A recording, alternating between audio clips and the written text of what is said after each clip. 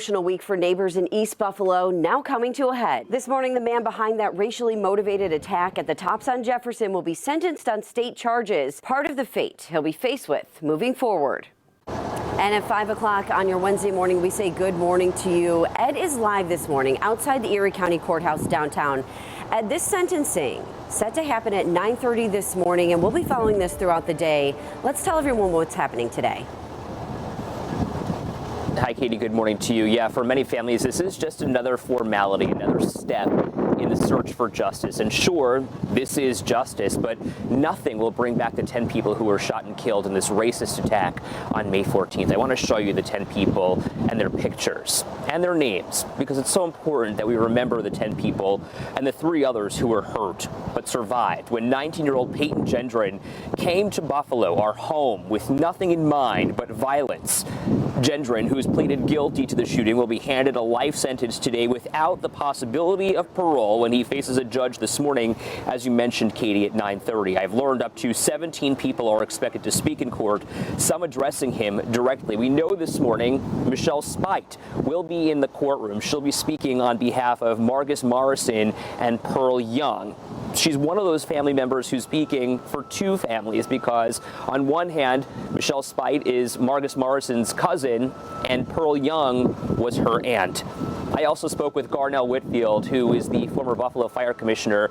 He was really emotional when I spoke with him about what happened here and what to expect today. He lost his mother, 86-year-old Ruth Whitfield. He tells me he's not committed to speaking in court today, but he will in fact be there to be a presence for both his mother and his father. He lost his voice too. But he's got you as a son, Garnell, and that's where I'm going tomorrow. We don't get to sit here and be comfortable.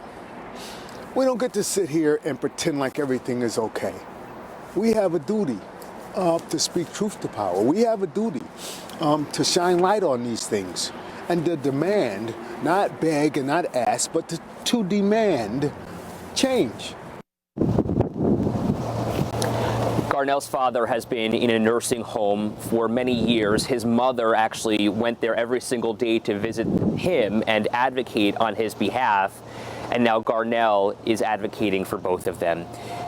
He's been doing so in the 9 months since the shooting, visiting the Capitol, and this weekend he's taking another trip to Albany to speak with policymakers about what can be done to put an end to tragedies like this one. And as I mentioned, today is really just the first step in figuring out what happens to this shooter, this 19-year-old white supremacist. Yes, he's being sentenced on state charges, but tomorrow he's expected in federal court. He faces more than 24 federal hate crime charges, and those carry the possibility of the death penalty. That's on the federal level, but in New York State, the death penalty has been ruled unconstitutional. It would take a full federal jury to decide if the death penalty is warranted here. Experts say this won't be a quick trial.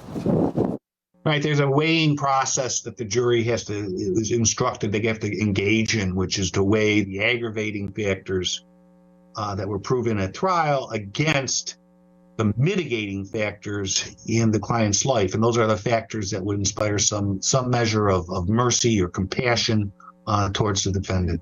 Or anything That's William Easton. He was the attorney for one of the last death penalty sentences in New York State back in the 1990s, but no execution has actually happened here since 1963. So, Katie, as we look forward, it's really important that we remember the root cause of what happened here on May 14th, and that is white supremacy. It's racism. And we have to remember the 10 people who were shot and killed at Tops on Jefferson Avenue. And that's what we're going to be doing throughout the next couple of hours and throughout the day today as we head inside the Erie County Courthouse to the State Supreme Court room, where Judge Susan Egan will sentence that shooter to life in prison without the possibility of parole. But what should happen? How should we memorialize those 10 people? I'm going to talk with Garnell about that coming up in just a little while, Katie. All right, Ed, yeah, we remember those people. We think of their families today, and we'll be hearing from some of them later. Now, Ed, as he mentioned, will be at the courthouse all day following the sentencing. I'm going to be here for you starting at 9 a.m. We will have live coverage of all of those court proceedings. You can watch them right here on 7 ABC as well as online and our streaming app, and we'll be checking back in with Ed throughout the morning. It is 5:05 as a case against the Tops shooter moves forward. A Michigan community, now the latest this morning after 3 students were killed in that mass shooting on Michigan State University's campus. We brought you that as breaking news yesterday. Now we know the names of the MSU students: sophomore Brian Frazier, junior Alexandria Verner, and junior Ariel Anderson. Police are still looking for a motive behind this attack. This 43-year-old gunman is not affiliated with the school. And we spoke with a Western New Yorker who is also a sophomore at MSU. Owen Quinlivan told 7 News he was inside his house when he got an alert of an active shooter. That's when he started filming the videos that you're seeing right now. He says the shooter started in the student center near his house, a place where students go to study and grab food. I live in a house with like 20 other dudes, and we had just finished meeting. You always see this stuff on TV and you never truly think it would impact you and your community. So Quinlivan says right now there is an eerie, sad feeling all across the campus. We'll follow this story for you, of course, bring you any updates as the police investigation there continues. But this morning at 5:06 on the start of your Wednesday morning, it is a warmer start to your day, Aaron, 51 degrees. It is warm outside. Also, it's going to be windy today with high wind warnings in effect through 7 p.m. for northern Erie, Niagara, Orleans, and Genesee counties. Winds there will gust near 60 miles per hour. Wind advisories for southern Erie, Wyoming, and Chautauqua counties. Winds will gust near 50 miles per hour.